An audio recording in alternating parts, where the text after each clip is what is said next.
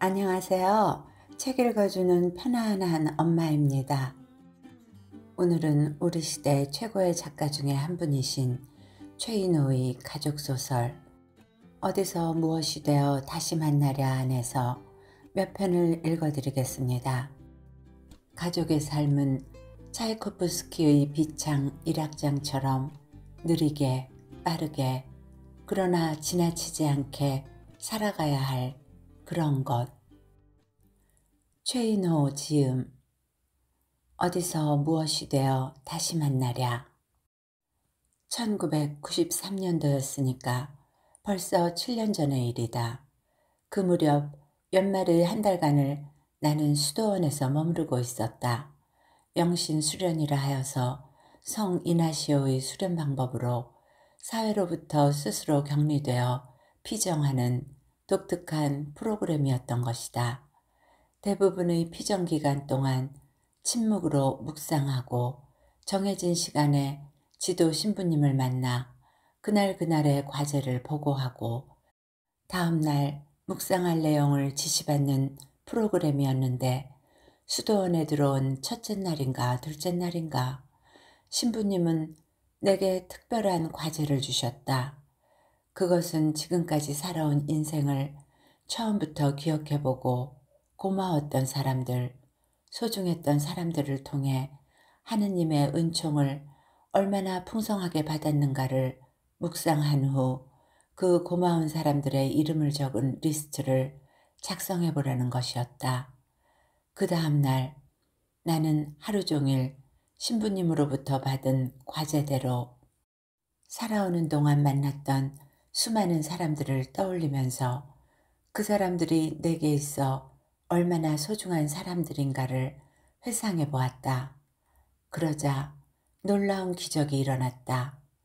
수많은 사람들의 얼굴이 필름에 찍힌 인물 사진처럼 선명하게 떠올랐고 그 많은 사람들이 내가 고통에 빠져 있을 때, 난관에 부딪혔을 때 도움을 주었던 고마운 사람들이라는 것을 발견한 것이다.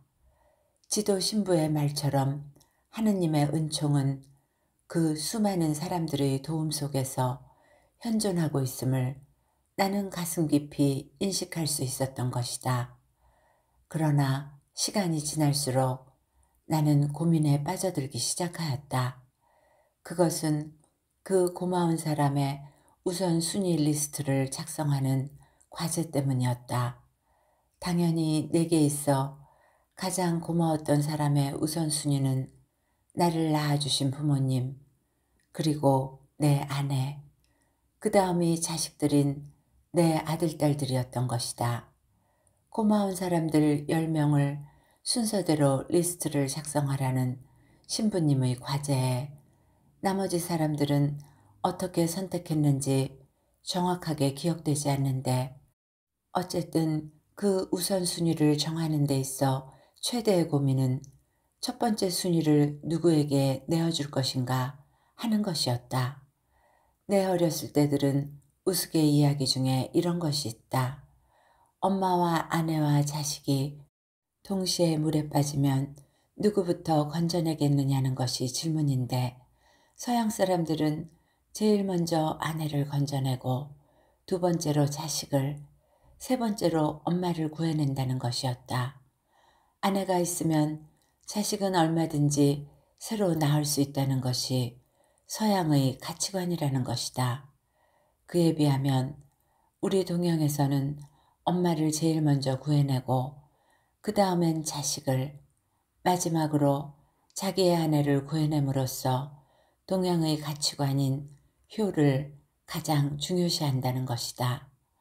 나를 낳은 부모님과 아내와 자식들, 내게 있어 가장 소중한 사람들 중에서 누가 가장 소중한 사람인가를 순서 매기는 최종 단계에 접어들었을 때 나는 실제로 어렸을 때 들었던 그 이야기대로 내 앞에 동시에 세 사람이 물에 빠져 허우적대는 모습을 본 느낌까지 들었던 것이다.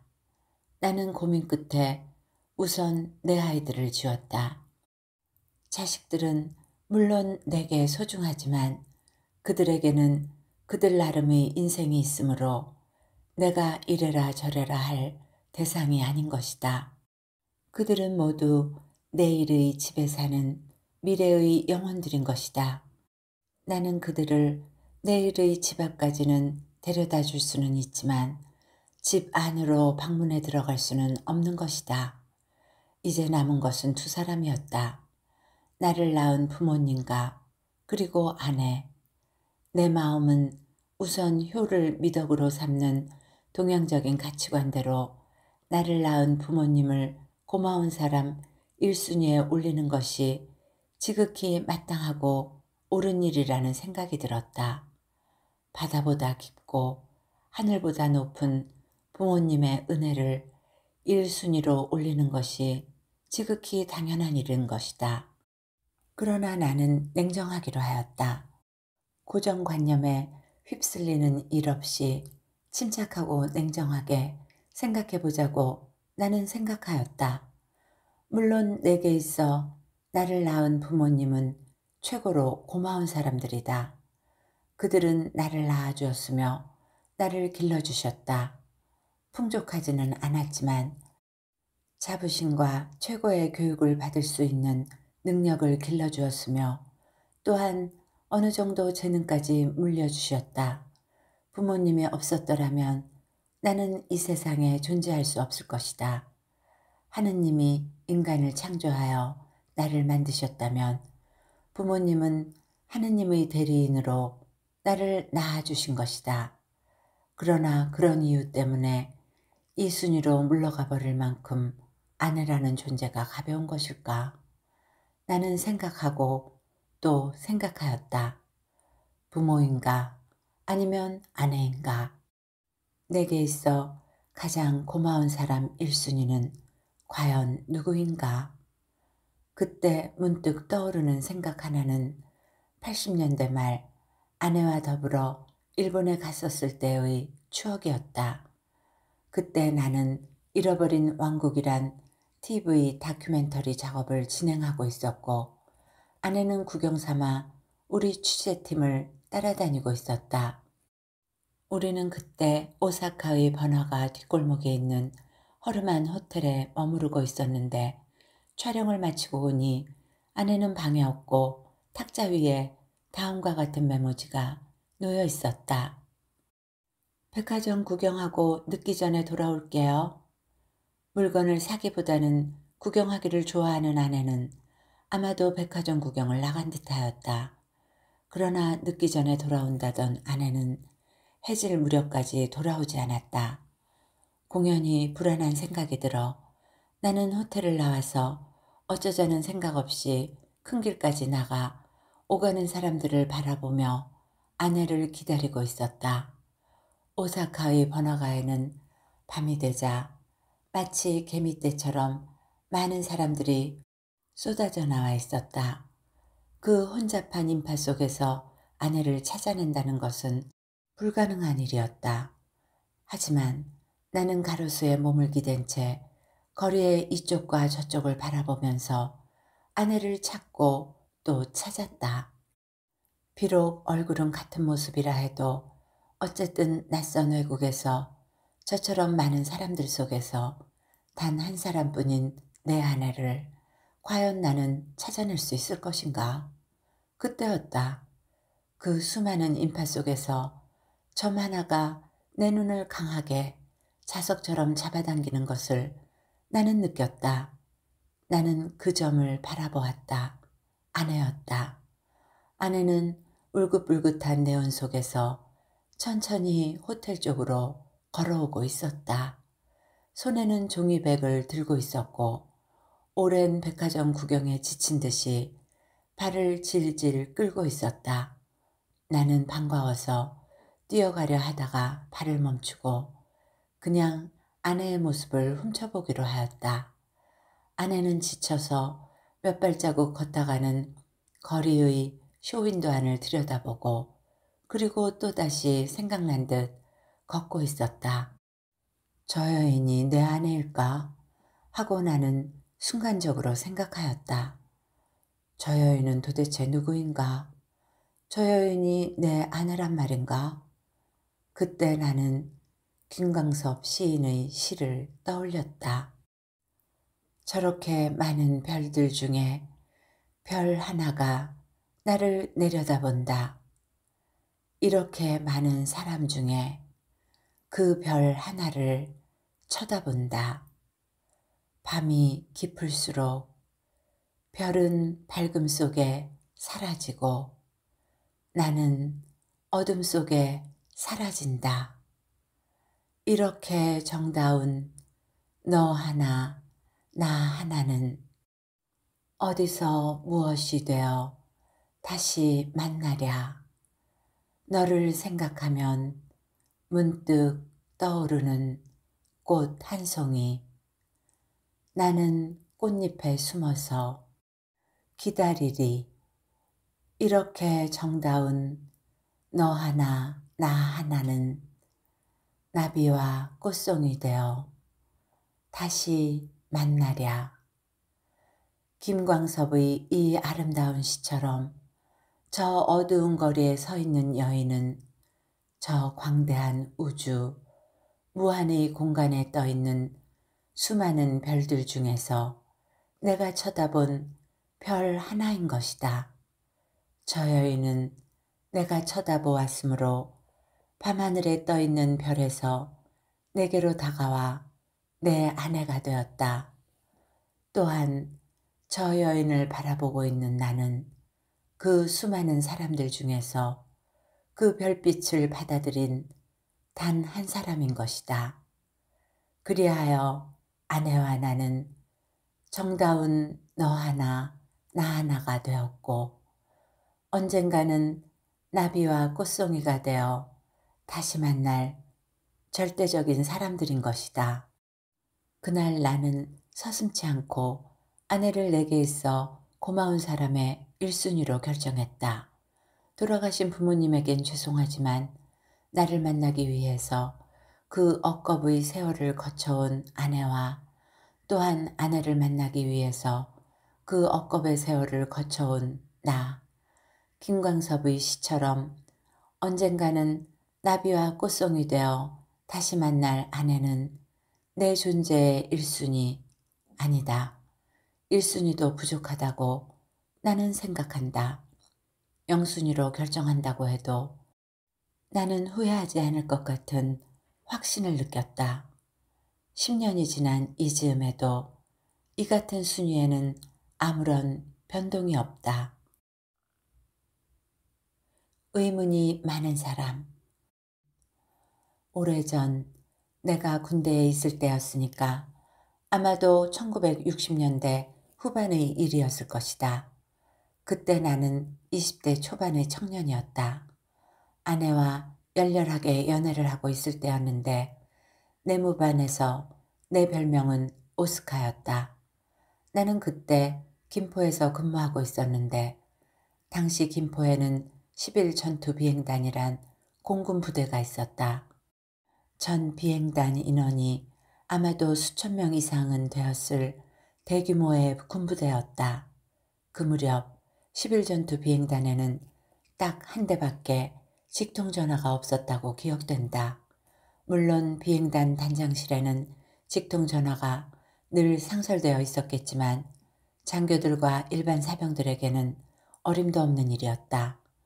물론 부대 내에서 오가는 전화들은 대부분 오스카라고 불리우는 전화 교환원 아가씨들에 의해서 접속되는 것이 대부분이었고 수천 명이 근무하는 군부대 내에서 오직 한 대뿐인 직통전화를 사용하는 것은 실로 하늘의 별 따기만큼이나 어려운 일이었다. 그 당시만 해도 직통전화는 서민들은 꿈도 꾸지 못하던 사치품이기도 했다. 심지어 어떤 가정집에서는 직통전화를 놓고 인근 수십 집이 교환번호를 받아서 집주인이 교환수 역할까지 맡아 월세를 받아먹는 신종 아르바이트 사업이 유행하고 있을 정도였던 것이다. 그 직통전화는 일반 사회와 군부대가 소통할 수 있는 유일한 통로였다. 수천 명의 군인들이 단 하나의 직통전화에 매달리다 보니 이 직통전화를 통해 외부와 연락을 취하는 것은 전혀 불가능한 일이었다. 대학생일 무렵 그 당시에 한창 인기가 있던 3시의 다이얼이란 라디오 프로그램에 전화를 걸었다가 우연히 연결이 되어 몇 마디 하고 출연료를 받은 적도 있지만 이 직통전화는 그 정도의 경쟁에 비할 수가 없었다. 그런데 오후만 되면 신기하게도 아내에게서 전화가 걸려오는 것이었다. 나야, 정숙이. 사무실에서 근무하다가 아내의 전화를 받으면 나는 정말 신기하게 이를 데가 없었다. 어떻게 아내는 수천 대 1의 경쟁을 뚫고 직통전화와 번번이 연결할 수 있단 말인가. 그것도 어쩌다 한 번이 아니었다. 거의 매일같이 아내는 마법의 손을 가진 요술쟁이처럼 신기하게도 전화를 걸어오곤 했었다. 그러다 보니 같은 사무실에 근무하는 고참들에게 소문이 번져나오기 시작했으며 오후 서너 시 무렵 따르릉 전화가 걸려오면 고참들은 오스카가 떴다, 오스카가 떴다 하고 나를 놀려댔고 실제로 전화를 받고 보면 아내의 목소리가 전화선을 타고 들려오는 것이었다.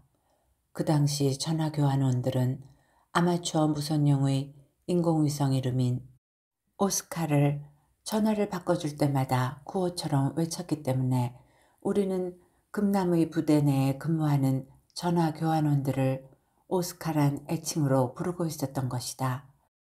그런데 아내는 원하면 언제나 내게 전화를 걸 수 있었다. 그것이 신기해서 내가 아내에게 그 비법을 물어본 적이 있었다. 그러나 아내는 내 질문을 이해조차 하지 못하는 눈치였다. 아내는 그 직통전화의 불가능을 전혀 알아채지 못하고 있었다. 물론 대부분 전화를 걸 때마다 통화 중이더라고. 아내는 그런 속사정을 모르고 그냥 통화가 될 때까지 계속 다이얼을 돌려대고 있었던 것이다. 그러니까 아내의 이런 단순성이 불가능의 전화를 가능한 통화로 바꾸게 하는 원동력이었던 것이다. 내가 왜 이제 와서 30여 년 전의 까마득한 이야기를 하는가 하면 아내의 그 신비한 전화 통화 능력은 오늘날까지 계속 이어지고 있다는 것을 말하기 위함이다. 나는 아내처럼 전화를 거는 사람을 본 적이 없다. 가령 무슨 고지서에서 요금이 잘못 나왔을 무렵 아내는 서슴없이 전화를 걸기 시작한다. 이 자리를 빌려 이야기하지만 우리나라의 공무원들의 그 불친절이야 전 세계적으로 유명하지 않겠는가. 이쪽을 걸면 저쪽으로 핑계대고 저쪽으로 전화를 걸면 담당자가 없다. 담당자가 오기를 기다린 후 통화를 하면 오히려 그쪽이 화를 낸다. 그러나 아내는 절대로 물러서지 않는다. 아내는 조목조목 감정이 섞이지 않는 목소리로 부당한 점을 따지면 그쪽은 또 다른 핑계를 대어 아내를 골탕 먹인다. 그래서 나는 아예 전화 거는 것을 포기한다. 차라리 전화를 거는 대신 몇천 원에 불과한 부당 요금을 지불해 버리거나 아니면 쏜살같이 그 공무원을 만나러 가서 핏대를 올리고 싸운다. 그러면 결판이 나기 마련인데 아내는 이 무자비한 전쟁을 원칙대로 전혀 감정을 보이지 않고 끝까지 치러나가는 것이다. 그럴 때면 나는 30여 년 전 연애 시절 수천 대의 경쟁을 뚫고 항상 통화를 하던 아내의 그 놀라운 단순성을 떠올리곤 하는 것이다. 그런데 더욱 놀라운 것은 대부분 아내가 상대방에게 항복을 받아내고 아내가 승리를 거둔다는 사실이다. 몇 날 며칠을 전화 씨름을 하더니 아내는 기어코 몇천 원의 부당한 세금을 안 내었고 몇 날 며칠을 전화국 직원과 씨름을 하더니 당사자에게는 허락도 받지 않고 자기들 멋대로 덧붙인 10,000원의 서비스 요금을 돌려받는다. 아내가 전화를 걸어 확인을 하는 작업은 여기에 그치지 않는다. 가령 저녁 식사를 하러 나갈 때에도 아내는 미리 식당에 전화를 걸어 예약을 한다. 예약 문화가 익숙하지 않은 나는 그냥 닥치는 대로 먹으면 그만이고 가서 자리가 없으면 돌아서서 나오면 그만인데도 항상 아내는 미리 전화를 걸어 자리를 예약한다. 요즘에 아내와 나는 영화 구경을 자주 하는 편인데 그럴 때에도 아내와 나는 천양지차를 보이고 있다.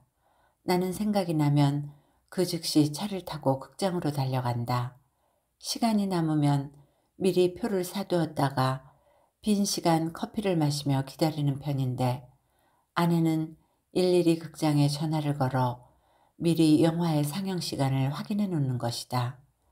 결국 극장에 가보면 주먹구구식의 내 방법보다는 아내의 치밀한 사전 계획성 준비가 훨씬 문화인답다고 느끼면서도 나는 아직도 아내의 그 철두철미한 전화 공세에 숨막혀 하는 것이다. 그뿐인가 아내의 완벽성은 여기에 그치지 않는다. 도다니와 나에게도 마찬가지다. 도다니가 지금 음주운전을 하고 있지 않은지 요즘 경찰들이 안전벨트를 제대로 매었는지 단속한다던데 제대로 매었는지 날씨가 봄 날씨와 달리 쌀쌀한데 추워 감기는 들지 않는지 아내의 의무는 끊임이 없고 그에 따른 전화 역시 항상 때와 장소를 가리지 않고 따르릉거리며 울려오고 있는 것이다. 최근에야 나는 아내에게 왜 그렇게 물어볼 것이 많으냐고 물어본 적이 있다. 그러자 아내는 대답하였다. 의문이 있으니까 물어볼 것이 많지. 왜 물어볼 것이 그렇게 많아? 내가 다시 묻자 아내는 대답하였다. 관심이 있으니까. 그러고 나서 아내는 대답했다. 나도 전화를 걸어서 물어보고 그러는 것이 얼마나 힘든 것인지 알고 있어. 또 내가 당신이나 도다니에게 자꾸 묻고 간섭을 하는 것도 귀찮아할 것이라는 것도 잘 알고 있고 그러나 내가 그렇게 묻는 것은 관심이 있기 때문이야. 관심이 있다는 것은 그만큼 사랑하고 있다는 거야. 사랑하는 마음이 있으면 자꾸 의문이 생겨나는 거지. 아내의 말은 사실이었다. 예수의 제자였던 토마는 부활한 예수가 나타났다는 소문을 듣자 나는 내 눈으로 그분의 손에 있는 못자국을 보고 내 손가락을 그 못자국에 넣어보기 전에는 믿을 수가 없어 하고 대답함으로써 의심이 많은 토마라는 부정적인 별명으로 불리웠다. 그러나 그는 의심이 많은 사람이 아니다. 아내의 말대로 의문이 많은 사람이었던 것이다. 의문이 많은 그만큼 예수를 얼마나 사랑하였는지 그래서 결국에는 먼 인도로 가서 비참하게 순교해 죽을 수 있었던 것이다. 이제야 알겠으니 30여 년 전 아내가 수천 명이 사용하는 그 직통전화를 기적처럼 자신이 원할 때마다 사용할 수 있었던 것은 그만큼 내게 관심을 기울이고 있었다는 뜻이며 그만큼 나를 사랑하고 있었다는 뜻인 것이다. 그렇다. 모든 사랑은 의문에서 출발하고 있는 것이다. 아내와 미니스커트. 다소 오래된 얘기지만 가장 한심한 남편을 상징하는 모습으로는 아내가 화장실에 들어갔을 때 문 밖에 서서 아내가 나올 때까지 핸드백을 들고 있는 모습이라고 알려져 있다. 이와 마찬가지로 또한 한심한 모습은 아내가 쇼핑을 할 때 아내가 쇼핑한 물건을 들고 강아지처럼 졸졸 따라다니는 꼬락서니일 것이다. 대부분의 남자들은 쇼핑을 하는 아내를 쫓아다니는 것을 창피해하고 귀찮아하는가 하면 짜증을 내곤 한다. 아마도 쇼핑을 하는 아내를 쫓아다니는 것을 좋아하는 남자들은 거의 없을 것이다.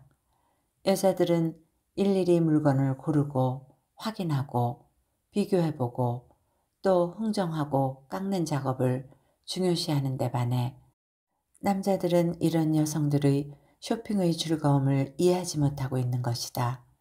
마음에 드는 물건이 있으면 좀 비싸도 단박에 사버리지 뭐 때문에 시간을 끌고 피곤하게 신경전을 벌이는지 그 과정을 이해하지 못하는 것이다.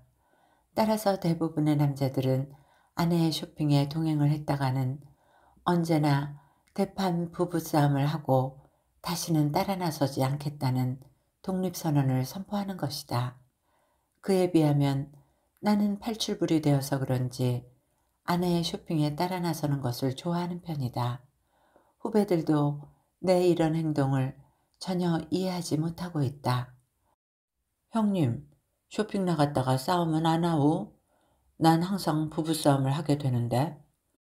신혼 시절부터 나는 명동으로 아내가 옷구경 나가는 것을 즐겨 따라 나서곤 했다. 하지만 우리는 돈이 없는 가난한 신혼부부였으므로 사는 것이 목적이 아니라 눈요기가 목적이었다. 이 옷의 값이 얼마예요?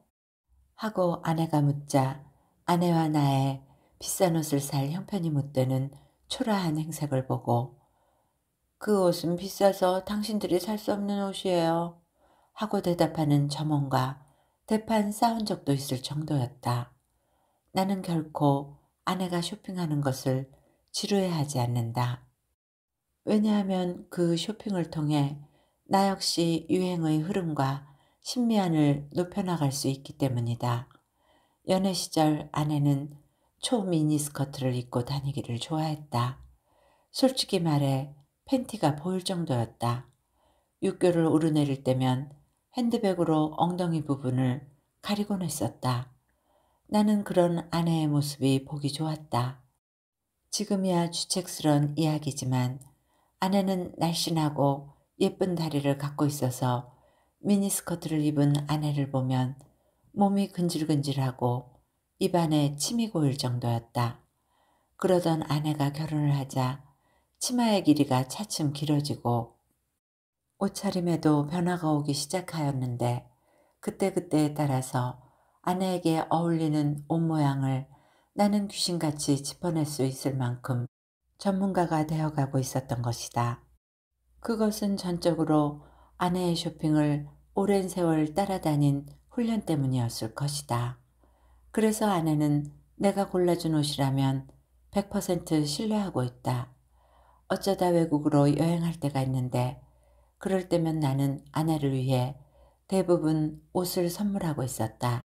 아내 역시 내가 옷 고르는 솜씨를 전적으로 신뢰하고 있었기 때문에 내가 선물로 옷을 사겠다고 전화를 걸면 이를 반가워하는 편이었던 것이다.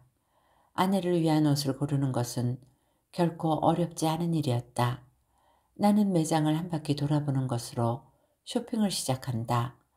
대부분 여성용 옷들은 백화점의 2층이나 3층을 차지하고 있는데 나는 그냥 아무런 선입견 없이 2층을 한 바퀴 돌고 3층을 한 바퀴 돌아보는 것이다. 그럴 때면 유난히 첫눈에 띄는 옷이 있는데 그런 의미에서 나는 쇼핑을 할 때 무엇보다 첫인상을 중요시하는 것이다. 좋은 물건은 고른다고 해서 나타나는 것은 아니다. 대부분 첫눈에 띄는 것이다. 마치 우리가 모르는 여인과 눈이 맞아 사랑을 할 때 고르고 골라서 인연을 맺는 것이 아니라 첫눈에 반해 사랑에 빠지는 것처럼 얼핏 첫눈에 띄는 상품들을 서너 개 골라둔 후 그 다음에는 또다시 천천히 매장을 둘러보는 것이다. 과연 그 상품 후보들이 아내에게 어울릴 것인가? 그럴 때면 백화점 매장에 서 있는 점원 아가씨들 중에서 아내의 몸짓과 비슷한 여인을 골라 그 옷을 입어보게 하는 것이다. 이것은 매우 중요한 작업으로 아내 대신 옷을 입어보는 점원 아가씨에게서 실제 아내의 모습을 떠올리는 일종의 창조적 예술행위인 것이다. 그렇게 해서 마음에 들면 나는 서슴지 않고 그 옷을 샀다. 지금까지 내가 사온 옷들을 아내가 싫어했던 적은 거의 없다. 크기에 있어서도 한 번도 실패해 본 적이 없다. 40대 초반, 일본에서 사다 준 붉은색 계통의 긴 스웨터는 내가 아내에게 사다 준 최고의 걸작품으로 아내는 이것을 10년 이상 입었다. 나중에는 팔꿈치가 해져 너덜거릴 정도였다. 아내는 지금도 이 붉은색 스웨터를 내가 사다 준 옷 중에 최고로 손꼽고 있다. 또한 50대 초반 미국에서 사다 준 재킷도 아내가 5, 6년 동안 그리고 지금도 입고 다니는 걸작품 중의 하나인 것이다. 내가 사다 준 옷을 몇 년째 입는 아내를 지켜보는 기쁨은 아내로부터 은근히 칭찬을 받는 것 같은 뿌듯함을 느끼게 한다. 그러나 최근 들어 갑자기 이상한 일이 벌어지기 시작하였다. 아내와 쇼핑을 나가거나 외국에서 아내의 옷을 사주기 위해 백화점을 돌아다녀도 예전처럼 쉽게 아내에게 어울릴 만한 옷을 발견하지 못한다는 사실이었다. 실제로 지난 겨울 일본에 갔을 때 아내에게 옷을 사주기 위해 백화점을 서너 군데 돌아다녔지만 단 하나의 후보 상품도 발견하지 못하고 빈손으로 돌아올 수밖에 없었다. 지금까지의 경험으로 보아 별로 마음에 들지 않은 물건을 억지로 사면 언제나 후회를 하고 아내 역시 별로 즐기지 못하는 것을 봤기 때문에 과감히 빈손으로 돌아오고 나서 나는 아내에게 이렇게 말을 하였다. 없어, 없더라고. 일본에 있는 백화점이란 백화점은 모조리 돌아봤는데 좋은 옷이 없더라고. 어째서 그럴 수가 있을까? 그렇다면 일본의 섬유시장이 더 이상 세련되지 못하고 퇴보하고 있다는 것일까? 그런데 온 매장을 돌아다녀도 단 하나의 상품도 눈에 띄지 않았다. 어째서 이럴 수가 있을까? 이상하다. 이상하다 하고 내가 중얼거리고 있노라니 아내가 정색을 하고 물었다. 그 이유를 진짜 모른다는 거예요? 그 이유라니? 나에게 어울리는 옷이 눈에 띄지 않는 이유 말이에요. 그건 일본의 옷들이 세련되지 못하고 시대의 유행에 뒤떨어졌기 때문이야. 거 보라고. 일본보다는 우리나라의 옷들이 그만큼 세련됐다고. 일본의 젊은이들이 우리나라의 새벽 시장으로 옷을 사기 위해서 떼지어 쇼핑 여행을 온다는 신문 기사도 못 봤어? 그게 아니에요. 아내가 한심하다는 표정으로 나를 바라봤다. 그게 아니면? 내가 나이가 들었기 때문이에요. 그러니까 옷을 고를 수 있는 선택의 폭이 점점 좁아지고 있다는 거예요. 저거 보세요. 아내는 신상품을 입고 있는 마네킹을 보면서 말하였다. 저 옷을 내가 입을 수 있다고 생각하세요? 또 저 옷은요? 아내의 말은 사실이었다.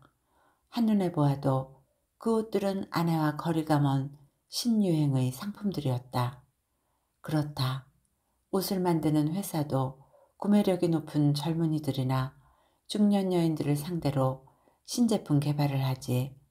이제 할머니에 접어들고 있는 노인들을 위한 옷을 뭐 때문에 개발하겠는가. 그제서야 나는 아내의 옷을 쉽게 고르지 못했던 몇 년 전부터의 딜레마가 어디에서 비롯되었는지 그 이유를 알아차릴 수 있었다. 그뿐인 줄 아세요? 단 하나의 옷, 단 한 개의 액세서리도 사지 못하고 겨우 스타킹 2개만을 쇼핑한 기념으로 사들고 백화점을 나서면서 아내는 말했다. 이제는요, 옷을 구경하러 매장에 들어가도 점원 아가씨들이 쳐다보지도 않아요. 그 여자들은 본능적으로 옷들에 어울릴 만한 손님들을 알아보는 눈썰미들이 있거든요. 이제 내가 그런 신세가 됐다우. 할머니가 다 되어 어울릴 만한 옷도 없고 점원들도 그런 옷과는 어울릴 수 없는 할망구라는 것을 한눈에 알아보는 퇴물이 되어버렸다우. 나는 요즘 빨간 티셔츠를 입고 다닌다. 빨간 조끼까지 덧입고서 주책이라고 놀리거나 말거나 내 마음대로 원색의 옷을 입을 것이다. 또한 기회를 보아 아내에게 미니스커트를 하나 사다 줄 생각도 있다. 아직까지 다리가 예쁜 아내가 짧은 스커트를 입는다고 해서 경범죄에라도 걸릴 것인가. 남이야 전봇대로 이빨을 쑤시든 말든. 후회하는 삶, 참회하는 삶. 30년 이상 아내와 살아오면서 제일 많이 듣는 말 하나가 후회라는 단어이다. 아내는 아이들에게나 내게 항상 절대로 후회할 일을 하지 말라고 충고한다. 그렇게 충고하는 당사자인 아내 역시 매일매일 후회해서는 안 된다는 강박관념에 사로잡혀서 생활하고 있는 것처럼 보인다. 슈퍼마켓에서 반찬거리를 살 때도 아내는 후회하지 않기 위해서 일일이 가격을 체크한다. 옷을 살 때도 아내는 후회하지 않기 위해서 온 매장을 다 둘러보고 마음에 드는 물건을 점찍은 다음에 이를 꼼꼼하게 재확인한 뒤에야 간신히 사는 것이다. 최근에 어떤 백화점에서 마음에 드는 옷 하나를 발견했는데 점원이 사모님한테는 사이즈가 작아요 하는 말을 듣고 그 옷을 포기하고 돌아와야 했다. 그날 밤 아내는 한숨도 못 자고 다음날 다시 그 백화점에 가서 기어이 그 옷을 입어본 후 확실히 사이즈가 작아 자신에게 맞지 않는다는 것을 확인한 후에야 안심하고 돌아설 수 있을 정도였다. 내가 도대체 왜 그러냐고 물었더니 아내는 단숨에 이렇게 대답했다. 후회할까 봐. 무슨 일을 할 때마다 아내는 후회할 일을 만들어 후회하지 않기 위해서 확인하고 또 확인한다. 그런 의미에서 아내는 작은 일에서부터 큰 일에 이르기까지 매사에 혼신을 다하는 편이다. 심지어 아이들이 시험을 볼 때면 죽을 사자가 들어가는 택시는 타지 않거나 바나나 같은 과일은 절대로 사오지 않는 등 그 습관이 미신적으로 발전하곤 한다. 이런 강박관념으로 아내는 비교적 후회 없는 삶을 살아온 것 같다. 실제로 나는 마음속으로 아내를 존경하고 있는데 그것은 아내의 생활이 지극히 단순하고 지극히 모범적이어서 어떤 때는 수도원에서 고행 생활을 하고 있는 수도생처럼 보일 정도이기 때문이다. 아내는 하루 종일 집안에 틀어박혀 있어도 별로 심심해하지 않는다. 친구도 많지 않고 밖으로 잘 나다니지도 않는다. 남들처럼 친구들과 어울려 목욕을 가거나 운동을 하러 다니는 등의 취미 활동도 없이 그냥 집에서 단순하게 보낸다. 아내에게 있어 새로운 일은 하나의 모험이다.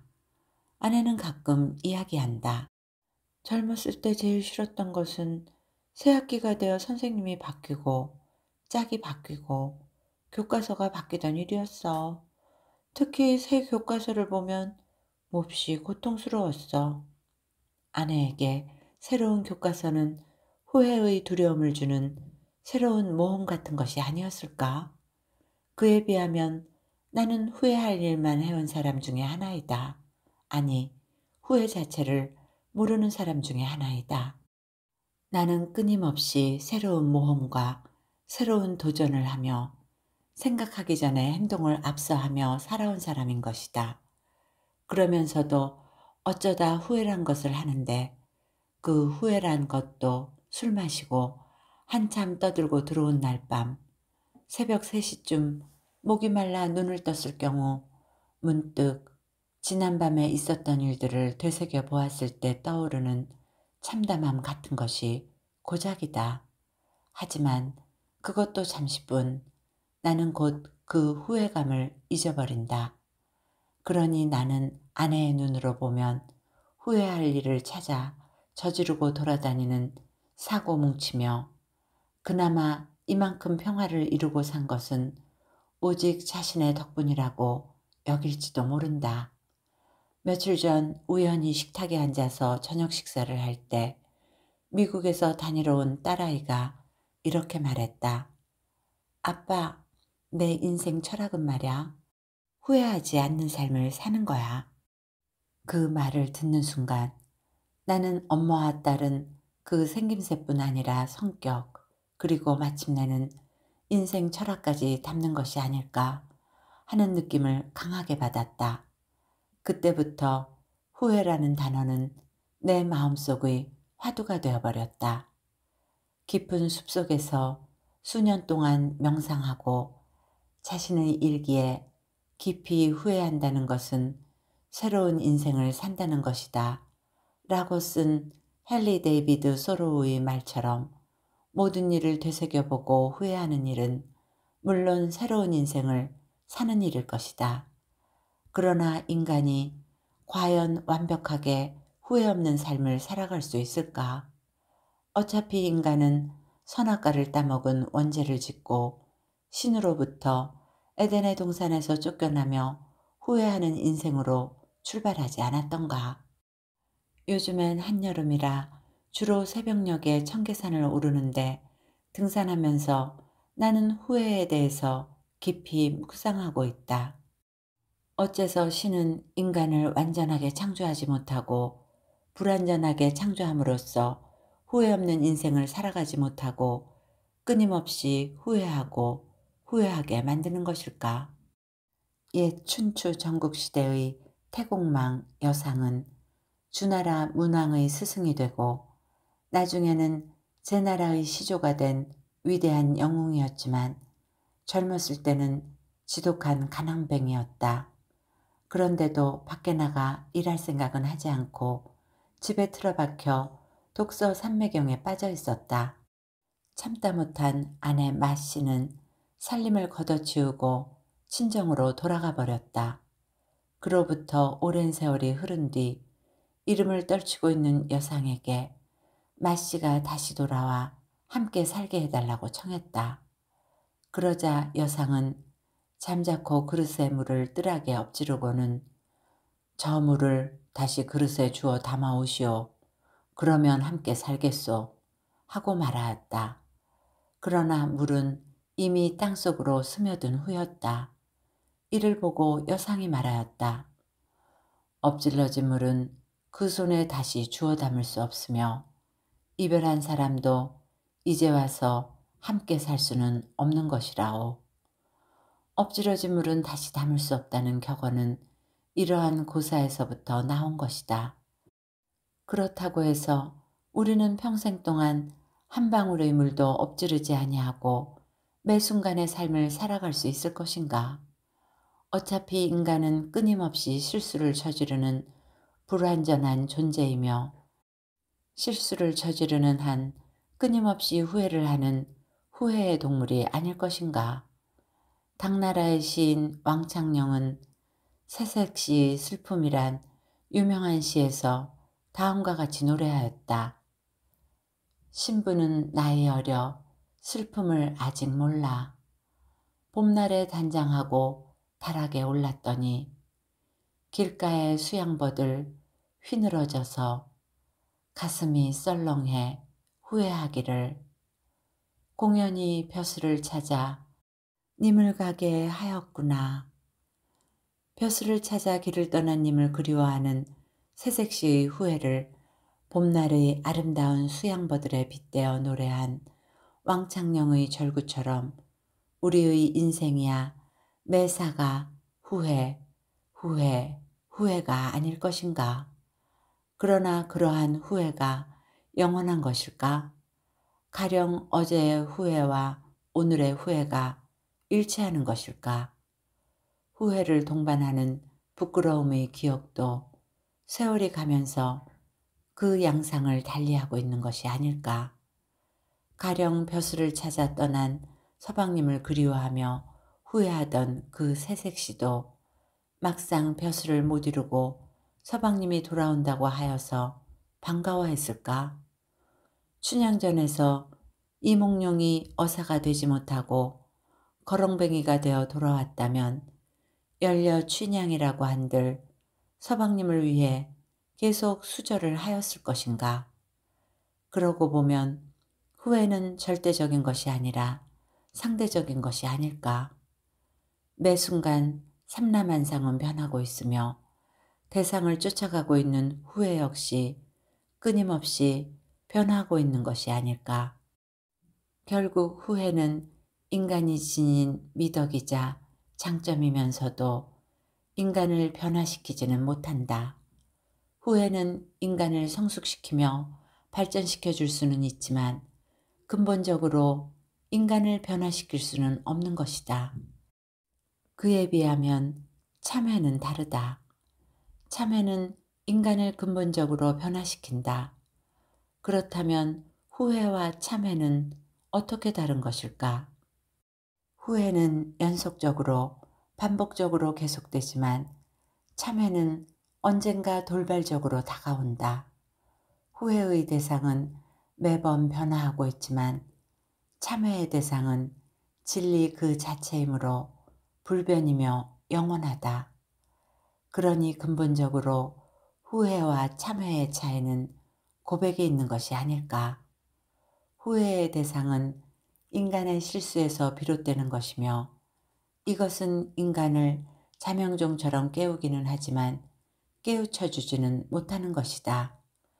따라서 후회의 대상이 되는 색이나 물질을 향해 우리는 한탄을 할지언정 고백할 수는 없을 것이다. 그러나 참회의 대상은 인간의 실수가 아닌 죄에서 비롯되는 것이며 따라서 이것은 인간을 깨우쳐 주는 것이다. 그러니 참회의 대상은 신이며 그 신을 향해 우리는 자신의 죄를 고백하게 되는 것이다. 그러므로 인간을 신이 창조한 신성의 존재로 만드는 것은 오직 참회뿐인 것이다. 후회가 인간을 용서할 수는 없다. 인간이 인간을 용서할 수 있는 것은 참회를 통해 자신의 죄를 고백함으로써 타인의 죄도 용서할 수 있는 사랑의 의미를 깨닫는 오직 그때뿐인 것이다. 나는 아내가 목표하는 인생 철학이 후회 없는 삶에서 참회하는 삶으로 바뀌었으면 한다. 그러면 아내는 아주 행복한 삶을 누리게 될 수 있을 것이다. 이것이 무더운 여름인 요즘 청계산을 오르면서 느끼고 있는 생각 중의 하나이다. 우리는 라틴 가족.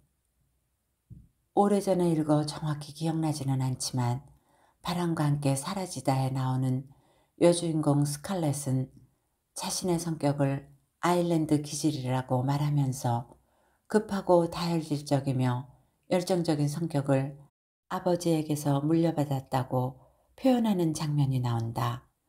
남북전쟁으로 폐허가 된 농장을 재건하면서도 스칼렛은 자신의 오뚜기 같은 기질 역시 아버지로부터 물려받은 아일랜드 기질이라고 주장하고 있는 것이다. 이와 같이 모든 가족은 각자 나름대로 독특한 기질을 갖고 있는데 나는 이런 기질을 가풍이라고 부르고 있다. 우리 집에도 우리 집만의 독특한 가풍이 있다. 가족 모두 성격이 급하고 다정다감하며 즉흥적이고 이성적이라기보다는 감정적이고 무슨 일이 생기면 요란스럽고 유쾌하고 또한 금방 침울해지는 다면적인 기질을 갖고 있는 것이다. 이는 주로 가장인 나에게서부터 형성된 가풍인데 이를 도다니 녀석은 라틴 기질이라고 한마디로 표현한다. 라틴 민족은 주로 이탈리아나 프랑스의 남부지방에 사는 사람들을 가리키는 말로 이들은 격정적이고 감정적이며 노래와 춤을 좋아하며 떠들썩한 특징을 갖고 있는 것이다. 우린 라틴 가족이라니까. 도다니는 이따금 가족끼리 한바탕 소란을 피우고 나면 을에 그렇게 말을 한다. 우린 한민족이 아니라 라틴 민족이라니까. 도다니 말대로 우리 가족은 라틴 기질을 갖고 있다. 때문에 가족 중 한 사람에게 무슨 문제가 생기면 일단 우리 가족은 한데 모여서 벌떼처럼 소리를 지르고 고함을 지르고 그리고 한바탕 소동을 벌이는 것이다. 이런 소동은 대부분 10분 이상을 넘기지 못하고 곧 끝이 나지만 그러나 한바탕 소동을 벌일 때는 한 점이라도 더 넣어 승리를 얻으려는 올코트 프레싱의 격전장이 된다. 최근에 우리 집에서 우리 가족의 라틴 기질이 유감없이 발휘되는 사건이 일어났다. 그것은 손녀딸 정원이가 첫돌을 맞아 잔치도 치를 겸 한국에 왔을 때 생긴 일이다. 딸 다혜는 한국에 온 첫날부터 손녀딸 정원이에게 시차 적응을 시킨다며 한낮에 까닥까닥 졸고 있는 정원이를 일부러 흔들어 잔인하게 깨우고 있었다. 그것을 보자 난 은근히 화가 났다.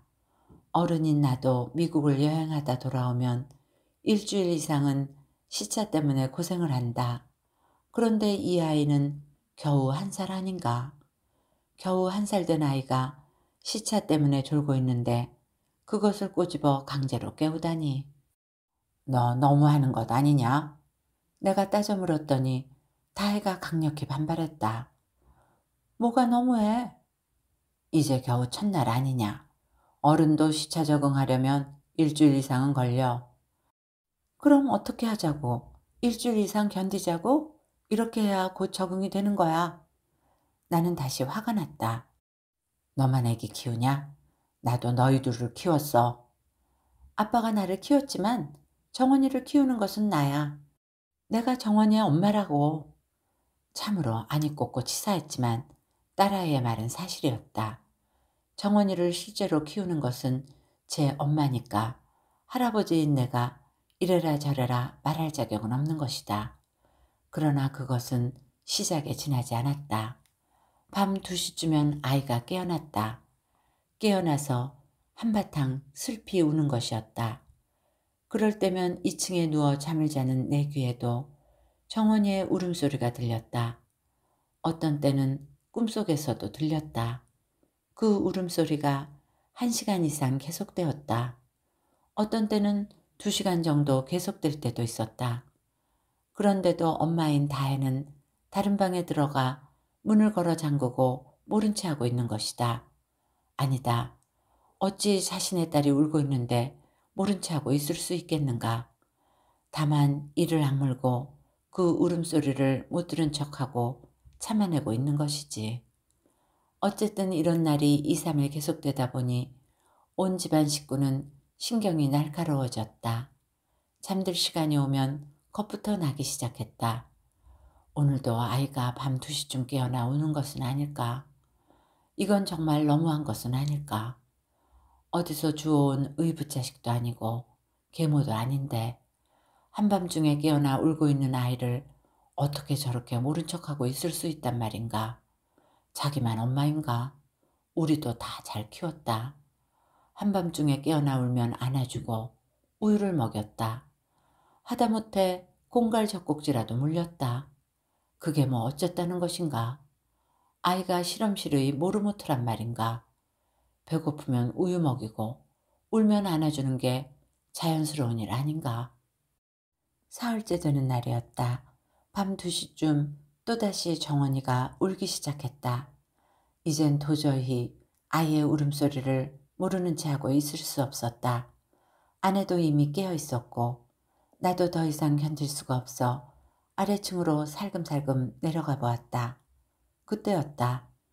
갑자기 아이의 울음소리가 발작적으로 커지기 시작했다. 왜 그럴까? 무슨 이유인가? 거실로 내려가 보니 어둠 속에 그림자 하나가 서 있었다. 도다니 녀석이었다. 도다니도 도저히 잠을 자고 있을 수만 없어서 거실로 나와 있었던 것이다. 아이가 왜 저렇게 발작적으로 우냐? 내가 속삭이자 도다니가 방 안으로 숨어 들어가 보았다는 것이었다.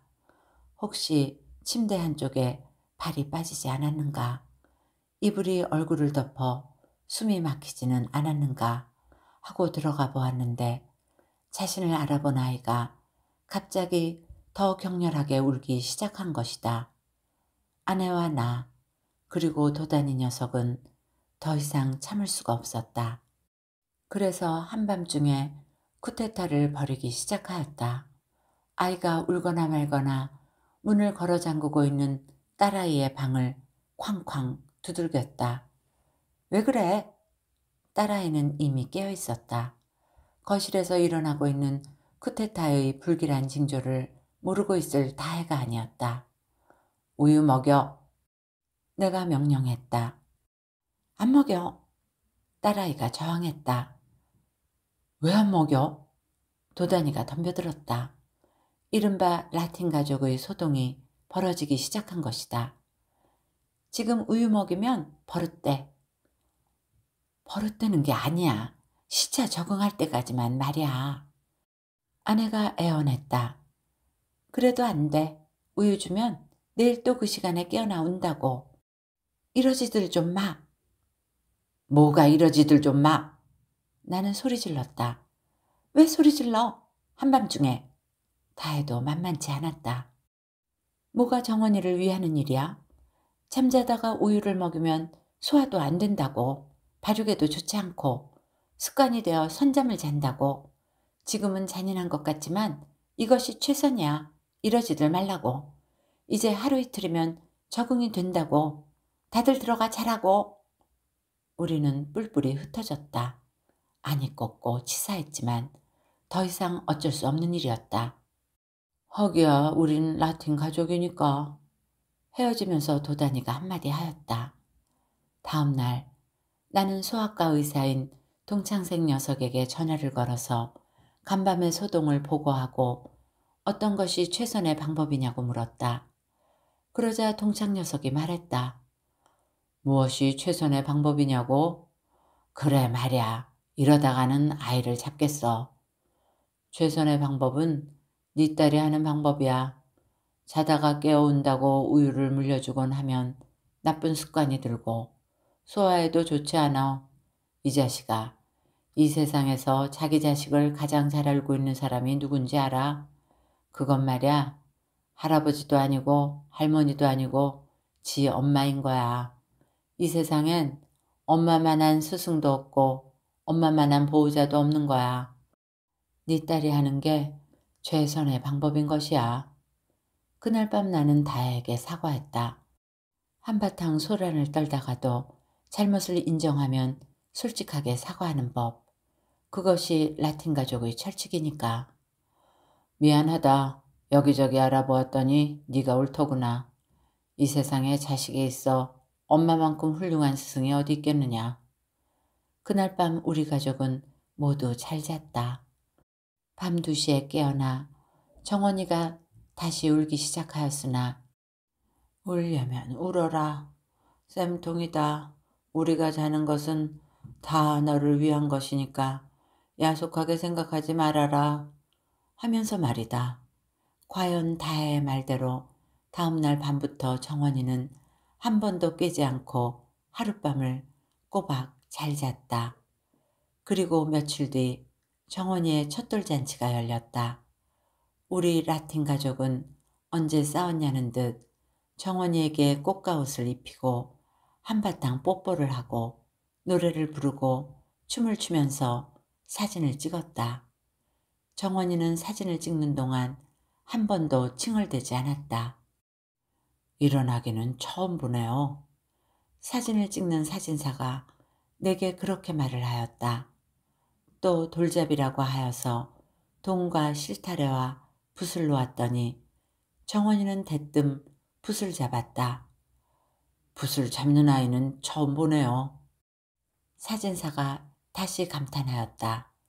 요즘 아이들은 100이면 100 돈을 잡는다는 것이었다.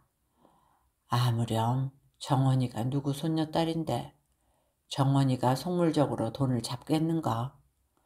사진사가 내게 듣기 좋은 말을 했다고는 생각하지 않는다.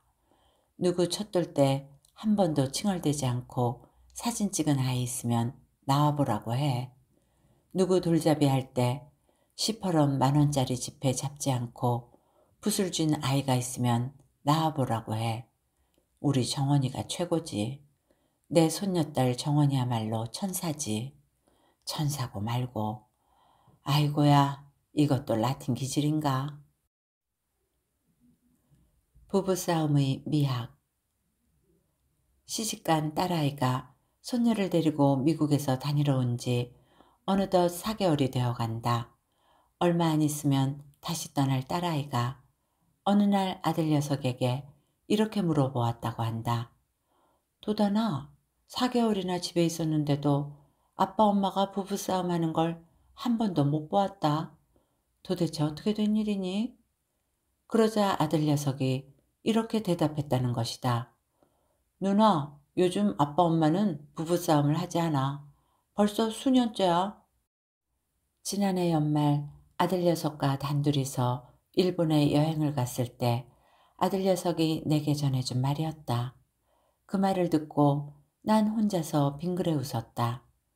솔직히 말해서 우리 부부처럼 싸움을 자주 했던 부부는 아마도 이 세상에 없을 것이다. 둘 다 동갑내기에 닭들이라서 그런지 우리는 싸움을 시작했다 하면 끝장을 봐야 직성이 풀리는 싸움닭들이었다.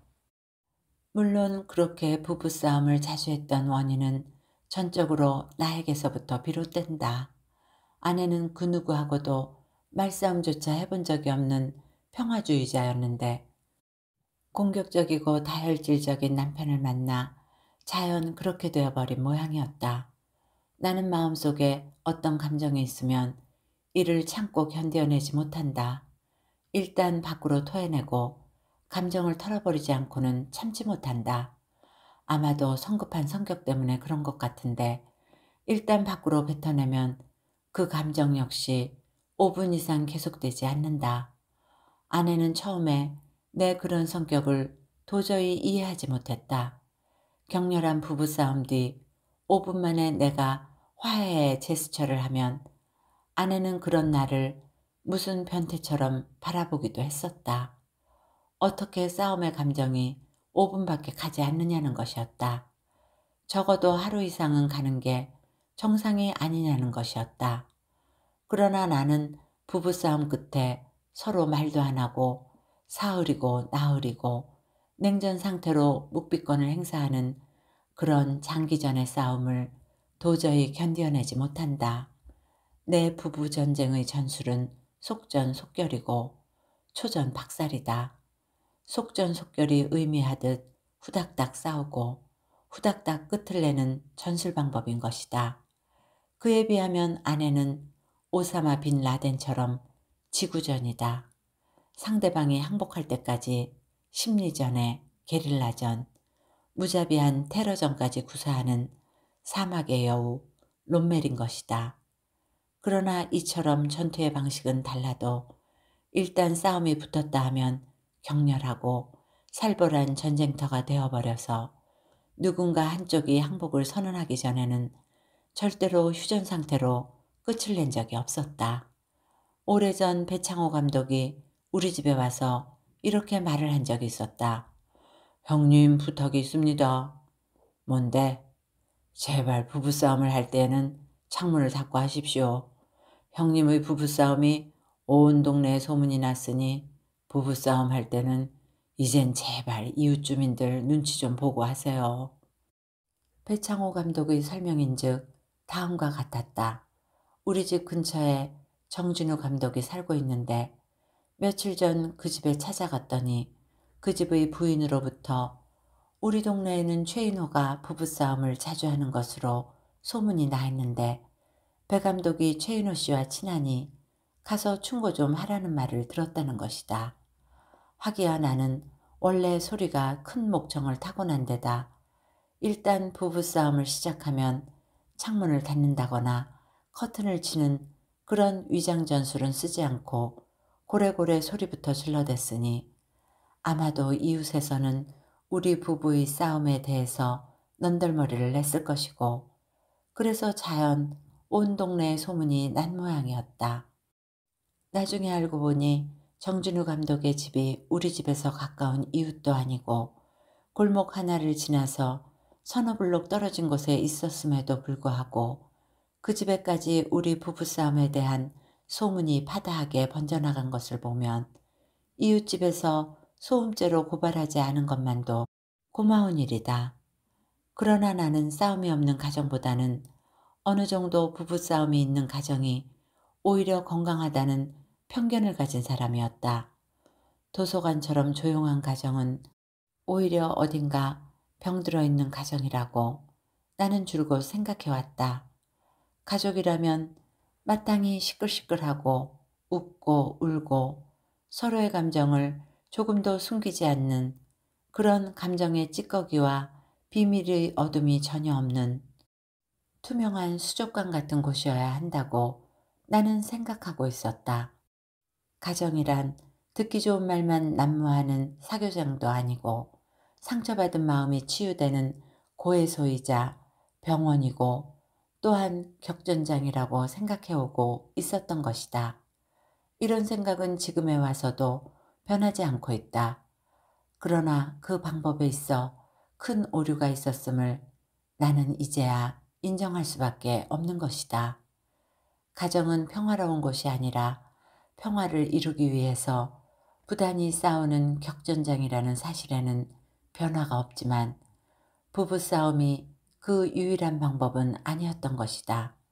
물론 싸울 때는 싸워야 한다. 마땅히 싸워야 할 때 피하는 것은 정정당당한 일이 아니다. 그 어떤 남편이나 아내도 싸울 권리가 있으며 싸울 때는 비겁하게 도망쳐서는 안 된다. 아내가 남편에게 따질 수 없다면 그건 비정상적인 부부인 것이다. 또한 남편이 아내에게 주눅이 들어 부당함을 따질 수 없다면 그 또한 불평등한 것이다. 그러나 싸움보다 더 좋은 방법은 대화다. 부부싸움 역시 대화의 중요한 방법임에는 틀림이 없으나 그것은 최후에 써야 할 카드인 것이다. 말하자면 싸움은 최후의 방법이지 최선의 방법은 아닌 것이다. 지금 와서 생각하면 나는 그 대화의 방법을 전혀 모르고 있었던 어리석은 남편이었다. 대화의 방법을 몰랐으므로 나는 극단적인 방법 중에 하나인 싸움을 그 방편으로 사용하고 있었던 것이다. 그런데 시집간 딸아이가 어느 날 문득 새롭게 발견한 것처럼 우리 집에서 부부싸움이 사라져버린 것이다. 시집간 지 벌써 햇수로 4년이 지났으므로 딸아이도 그것이 신기했던 모양이다. 그동안은 짧은 기간 잠시 들렀다 떠났으므로 그 사실을 몰랐다가 최근에 반년 가까이 있다 보니 어느 날 문득 아빠 엄마가 예전처럼 싸우지 않는다는 사실을 새삼스럽게 발견하게 된 모양이었다. 딸아이의 신기한 발견대로 요즘 우리 부부는 싸우지 않는다. 아빠가 나이가 들어 힘이 떨어져서 그런가? 아들 녀석의 이야기인즉 딸아이가 혼잣말로 그렇게 말하였다는데 그것은 이 아빠를 잘못 봤기 때문에 하는 말이다. 물론 예전보다 나이가 든 것은 분명하지만 나이가 들어 싸울 힘이 없어서 싸우지 않는 것은 아니다. 시집 가기 전 딸아이가 내게 이렇게 충고를 한 적이 있었다. 아빠, 내 친구 아빠들은 모두 엄마들 눈치를 보면서 절절 매. 그런데 도대체 아빠는 뭘 믿고 그렇게 간이 커요? 뭘 믿고 그렇게 간이 큰 남자냐고. 물론 나는 아직도 간 큰 남자라고 생각하고 있다. 그 점은 아내도 인정하고 있다. 그럼에도 불구하고 싸움이 없어진 것이다. 그것은 딸아이의 말대로 늙고 기운이 떨어졌기 때문이 아니라 부부싸움의 참 의미를 뒤늦게 발견했기 때문이었다. 나는 줄곧 부부싸움은 그 즉시 옳고 그름의 판결이 내려져야 한다고 굳게 믿고 있었다. 마치 즉석에서 판결을 내리는 판사처럼 모든 부부싸움은 그 순간 잘잘못을 가려야 한다고 믿고 있었던 것이다. 그러니 그 부부싸움은 자연 격렬할 수밖에 없었다. 말하자면 싸움에도 모든 재판처럼 절차가 있고 증인이 있으며 변론이 있고 합의가 있다는 사실을 몰랐던 것이다. 최근에야 나는 일단 싸움이 시작되면 그 현장에서 재빨리 벗어나야 한다는 지혜를 바보 온달처럼 깨달았던 것이다. 싸움이 시작될 때 일단 그 현장을 피하는 것이 비겁한 일이 아니라 오히려 성숙된 해결 방법임을 깨달은 것이다. 그래서 요즘엔 아내가 싸움을 걸어오면 나는 일단 그 자리를 피하고 본다.